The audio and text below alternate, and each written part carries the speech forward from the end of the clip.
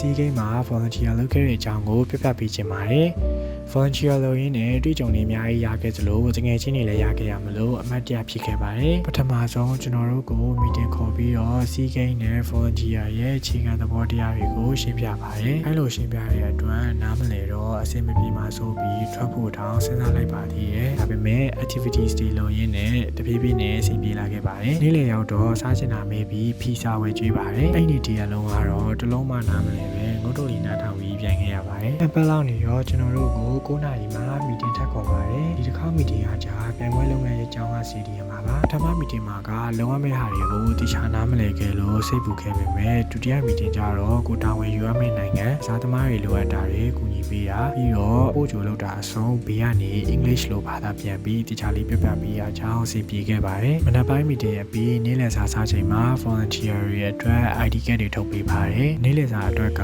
ကြက်သားနဲ့ဝက်ကဖောင်နှမျိုးရွေးရပေးထားအောင်မှာဝက်ကဖောင်ပဲယူခဲ့ပါတယ်။နေ့လည်စာစားပြီးတော့ကွင်းထဲကိုခဏပတ်ကြည့်ကြပါတယ်။နောက်ပြီးကစားသမားတွေကိုသွားကြွရမယ့်ရက်နဲ့အချိန်နဲ့ပြောပြီးတာဝန်တွေခွဲပေးပါတယ်။အဲ့ဒါပြီးတော့ကျောင်းကနေကစားသမားတွေတဲမဲ့ဟိုတယ်ကိုနေရာရင်းနှီးအောင်လိုက်ပြပါတယ်။ဟိုတယ်ရောက်တော့ခဏဆောင်ခိုင်းတာနဲ့ရှောက်ပတ်ကြည့်ပြီးအရှိမပဲထိုင်ဆောင်လိုက်ပါတယ်။အဲ့ချိန်က Christmas ကာလလည်းဖြစ်တော့ decoration ကတော့ Christmas theme အတိုင်းပါပဲ။နောက်ပြီးကစားသမားတွေအတွက်မနက်စာစားဖို့နေရာတဲမဲ့အခန်း laundry service အစုံအကုန်တခြားလေးရှင်းပြပါတယ်။အဲ့ဒါပြီးတော့ကျောင်းကိုပြန်လိုက်ပို့ပေးပါတယ်။ကျောင်းမှာလည်းရထားလမ်းပေါ်မှာပွဲဝဲဆောင်နေနဲ့ကျောင်းသားတွေတုံးရနေကြတာအများကြီးပါပဲ။မှတ်တမ်းရောက်တော့ကားဆောင်ပြီးကားလာတာနဲ့အိမ်ပြန်ပါပြီ။နောက်ရက်ရောက်တော့ပေးထားတဲ့ uniform တွေထုတ်ဝေပါတယ်။အင်ကြီးပေါင်းပြီးအုတ်ထုံးနဲ့ထုတ်ပတ်ပါပါတယ်။အင်ကြီးကနှစ်ထည်ပြီးထားတော့ဘယ်ဟာဝယ်ရမှန်းမသိရနဲ့နှစ်ထည်လုံးပဲဝယ်လာလိုက်ပါတယ်။တနည်းကုန်ပြင်သွားမှာဆိုတော့ moisturizer နဲ့စမ်းခွင်လိမ့်ပြီး hair tonic လေးဖြတ်ပါတယ်။အုတ်ထုပ်ကစောင်းရတာတော့တစ်မျိုးပဲ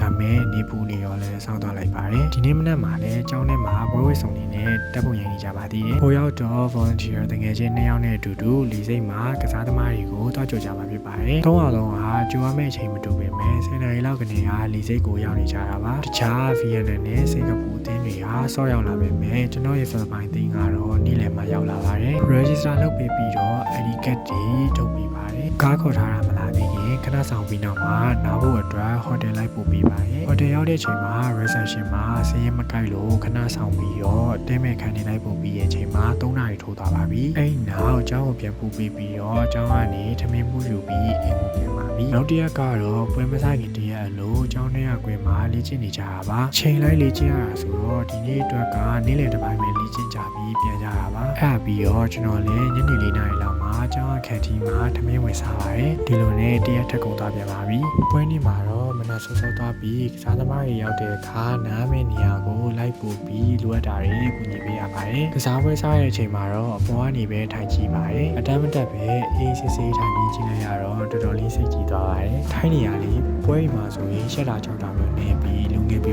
းစိတ်လွတ်လပ်လို့ပြောတဲ့ကြတာမျိုးတွေတော့တော်တော်လေးသဘောကျပါတယ်။တိုင်မွေးကနေရလို့ပဲဗီဒီယိုတွေကဖြတ်မိရလားမသိဘူး။ပျောက်တဲ့ဟာပျောက်ပြီးရောနေရောကိုရိုက်တာကိုတော့ဘာမှမသိတော့မနက်ပိုင်းကစားပြီးနေ့လည်ရောက်တော့နေ့လည်စာအတွက်ကတော့ကျွန်တော်တို့ကိုထမင်းကြော်ကျွေးပါတယ်။ကစားသမားတွေအတွက်ကတော့ဟိုတယ်ရောက်ပို့ပေးတဲ့ထမင်းမှုတွေကိုသူတို့နားနေတဲ့နေရာတွေစီကိုပို့ပေးရပါတယ်။ပြင်ပမှာရာသီဥအရန်ပူတော့အစောကြီးသွားပူထားလဲမရတော့မစားခင်ချိန်မီပဲပို့ပေးရပါတယ်။နေ့လည်ပွဲကစားနေတဲ့အချိန်ဘိုက်ပြန်စားလာတယ်။ကျောင်းထဲရစီမှာကျွန်တော်ကြိုက်တဲ့ဖတ်ထုတ်သွားဝယ်ပါတယ်။ပြီးတော့ဒီဟာကဝက်အကြောင်းလို့တော့ထင်တာပဲ။မစားဘူးသေးရောစားကြည့်ကြည့်ရတာပေါ့ပြီးထင်ထားရတာမျိုးမဟုတ်တော့မကြိုက်ပါဘူးထပ်ပြီးတော့မစားပြတော့မယ့်ထဲမှာလည်းပါပါတယ်ဒီဟာကျတော့ချောကလက်ရတာအောင်မှပူတင်လားမသိဘူးရတာကတော့တစ်မျိုးလေးပဲဆိုတော့မဆိုဘူးစားပြီးတော့ပြန်လာရဲ့ချိန်ကစားသမားတွေအချင်းချင်းစောကြပြီးလက်ဆောင်တွေပေးနေကြတွေ့တော့အပေါ်တက်ဖို့တောင်မေ့ပြီးရက်ချလိုက်ပါသေးတယ်ပွဲစားမှာဆိုရင်ခြားတဲ့တွေကအာသာနေပေမဲ့ပြီးကန်နေကြတော့ကျွန်တော်ရဲ့ Philippines အင်းကပဲတပွဲနိုင်သွားရင်လည်းနောက်ဆုံးပွဲမှာလည်းပထမရသွားပါတယ်စူပေးပြီးတော့နိုင်ငံတိုင်းကစားသမားတွေနဲ့ volunteer တွေနဲ့အကုန်စုပြီးတပ်ပုံရိပ်ကြပါတယ်ပွဲပြီးတော့တကယ်ချင်းနဲ့အတူစကားပြောနှုတ်ဆက်ရင်းနဲ့မတရားပုံလေးလည်းရိုက်ကြပါတယ် Philippines တင်းကိုပြန်ပို့ပြီးတော့ညစာအတွက်ယူပြီးပြန်ပါပြီအားလုံးပဲဆုံးဖြတ်ကြည့်ပေးကြလို့ကျေးဇူးတင်ပါတယ် see you later